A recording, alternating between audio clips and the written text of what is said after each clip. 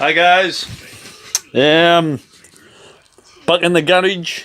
So just about to start and take this engine out. Just thought I'd give you, if you're interested, a quick look at what's involved in taking an engine out, which is pretty generic regardless what engine. Yeah, a couple of things you've got to take into consideration though. Firstly, you need to identify if there's any subframe on the bottom. Yeah, which means the engine's got to come out from the top. Yeah, or you've got to take the subframe out and drop it through the bottom. Now I've had a look at this one. There's no subframe on. Yeah, so it doesn't really matter. I can drop it out the bottom. If I want to take it out the top, because the way it's situated, it's set back under the bulkhead here, which doesn't come off. Yeah, it's all fitted. So to that end, you can't straight lift it out. Yeah, you won't have enough room. So you take the front end off. Normally I take the front end off anyway. Yeah, it's just a lot easier to get all the parts, etc., as well as a lot easier to get the engine out. A little bit more time and effort, but it's not really that difficult and time consuming. Yeah, based on weighing up the time saving against leaving all that in. Yeah, it's just a non-starter. Get it off and get it out the way. So first thing we do, once we identify that, drain the coolant. So you can open the tap on the bottom of the radiator, start draining the coolant. Once that's done, yeah, disconnect the battery. Yeah, first and foremost. Not too bad for me because I've got VCDS, so any warning lights that come on because of disconnected cables, I can reset. But it's good practice, yeah, so you don't get any shorts anywhere, to disconnect the battery. Once the battery is disconnected, yeah, then I can start taking off all of this first. Yeah, battery out, battery casing, airbox, any ducting. Take all that out the way, and that's the same with any engine. Yeah, because you need to access underneath there to get various bolts off, mounting bolts for the engine mount, as well as more coolant pipes, etc. So that's that side. Once all that's done, yeah, obviously I'll take the engine cover off, and that's it. So start on here. I can take all the fuel lines off from the rail. Back to that side, I can take all the gear linkage off, which I'll be able to get to at the gearbox side once all this comes out. That's pretty much it for the top. Once all that's disconnected, I can then go under the car and disconnect the exhaust, as well as disconnecting the drive shaft, or drive shafts. Yeah, you've got to take the drive shafts out from the gearbox so the engine can come out.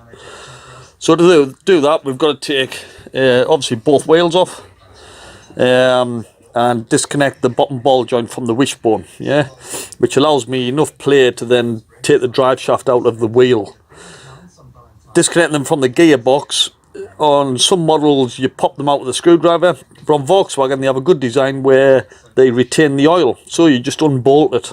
Yeah, so there's a ring of bolts, about 6 bolts, that connects to the diff part of the gearbox. Yeah, disconnect them and then that's it. That's the drive shafts disconnected. Then it's a case of taking the bonnet off. Got to take the bonnet off so I can get my electric winch down. Yeah, sitting over nice and central. There'll be mounting points on the engine where I can attach my chain gear to then be ready to lift. Once I've got that set up, I can lift, take the weight of the engine, and disconnect the engine mounting bolts, yeah, and gearbox mounting bolts. So gearbox mounting bolts on that end. There'll be a down there. There's an engine mount, and underneath there's an engine mount as well. Once all they're disconnected, that's it.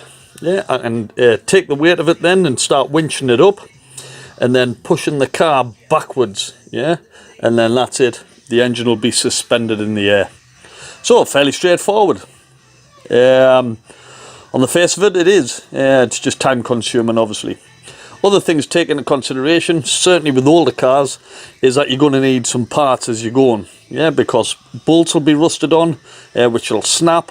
Certainly exhaust bolts if they haven't been taken off recently. Normally headlight bolts as well. You can see how rusted these are, so you've got to be careful with them. But there could be any other parts, yeah, that you'll find as you're going along that will need replacing. purely due to wear and tear and rust, yeah, or any unserviceable parts that you come across that you haven't planned for because you couldn't see them. So that's why it's good to have a board, yeah, which I have here, yeah, with my pens. I've already started to do my list, so I've wrote Touran. Yeah, I know it needs a timing belt, gearbox change, which I've got the gearbox for it, hopefully it works. 2 rear tyres, and it needs a rear right wheel bearing. That's what I know of so far.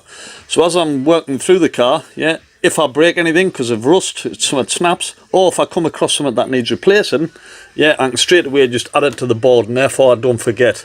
Once the engine's out there, and I can look at my list, make sure I do everything on the engine before I put it back in, yeah, which is going to save me time later thinking, I forgot to do that, etc, etc. So it's always good to have a whiteboard, or a pen and paper if you haven't got a whiteboard, yeah. Right, enough. I'll crack on now, starting to drain the coolant and doing everything as I said in order. Keep tuned in for further updates. Bye. Morning guys, up bright and early. As you can see, gearbox is out. Camera keeps going out of focus. It's probably dirty lens or something. Dirty lens. Says the gearbox on the deck. Another problem now. You have a look at the clutch plate. You can see on there it's got one of the fingers missing on the clutch release plate. God knows where it's gone. Might be rattling about in the bottom of the clutch. I'll take that clutch off and see if it's there.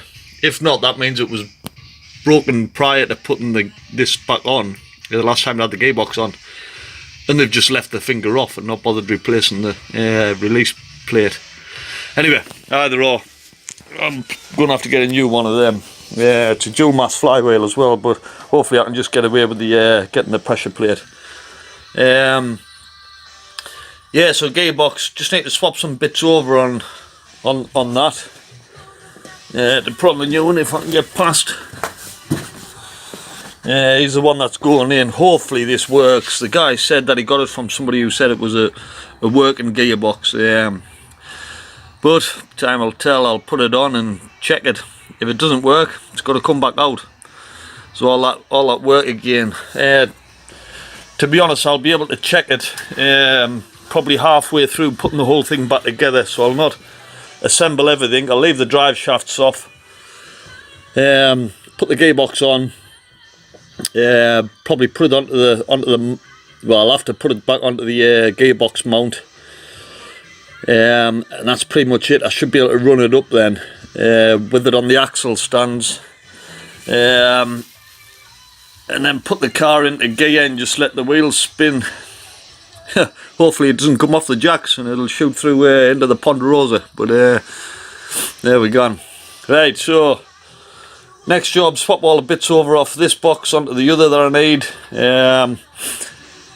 and then winch it back in.